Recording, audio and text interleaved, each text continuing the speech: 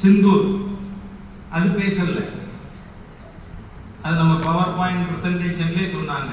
That is an emotional issue. இன்னைக்கு இந்த நாடு பூரா மக்கள் ஒரு விஷயம் குறித்து பெருமிதம் கொள்ளுகிறார்கள் அப்படின்னு சொன்னா அது ஆபரேஷன் சிந்தூர். காரணம் இன்னைக்கு அமெரிக்கா மறுத்து போயிருக்கு சார் இந்தியாவை பார்த்து. சீனா, அதாவது இந்த கள்ள உறவுன்னா இவங்க எல்லாரும் தான் சொல்லணும், பாகிஸ்தானோட கள்ள உறவு வைத்திருக்கின்ற கும்பல். அப்படி இருந்தும் இன்னைக்கு 700 ட்ரோன் அண்ட் மிசைல் ஒண்ணு கூட இந்தியாவில் வேண்டாம். இனிமே குழந்தைகளுக்கு பொம்மை ஹெலிகாப்டர் வாங்கி கொடுத்தாலும் ஏரோப்ளைன் வாங்கி கொடுத்தாலும் சீனாவோட வாங்கி கொடுக்காதீங்க அந்த மாதிரி. ஆனால் அந்த உணர்வுபூர்வமான விஷயத்தையும் இந்த வீடுகளுக்கு 300 வீடு 400 வீடு கொண்டு போய் சேர்க்கணும்னா நமக்கு என்ன வேணும்? இந்த குறைஞ்சது 2 பேர் கமிட்டட். மெம்பருக்கும் ஒர்க்கருக்கும் நிறைய வித்தியாசம் இருக்கு. எங்க வீட்டுல பிஜேபி மெம்பர்ஸ் 9 பேர், ஆனா பிஜேபி ஒர்க்கர் எவ்வளவு?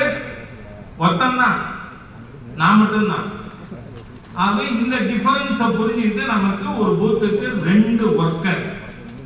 இந்த மத்திய அரசாங்கம் திட்டம் ஒண்ணு சொன்னேன்னா கழிவறை திட்டம் விசிபிளா தெரியுது.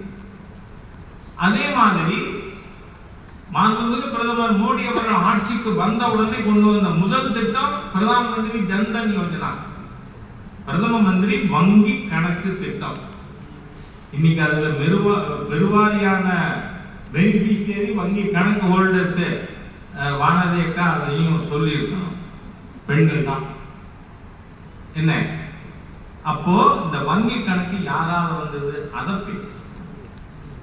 அதே மாதிரியா அதற்கு அடுத்து பிரதமர் சின்ன சின்ன விஷயங்கள் மூலமாக பெரிய பெரிய திட்டங்களை கொண்டு வந்திருக்கார். நீங்க பார்த்தா கொரோனா காலகட்டம் ஒரு குடும்பத்துக்கும் நாம 5 வருடங்களாக 5 கிலோ அரிசி 1 கிலோ பருப்பு,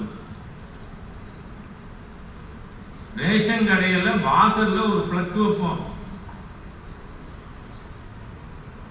ஒண்ணுல யாரையும் விமர்சிக்க வேண்டாம், சண்டை சச்சரவே வேண்டாம்.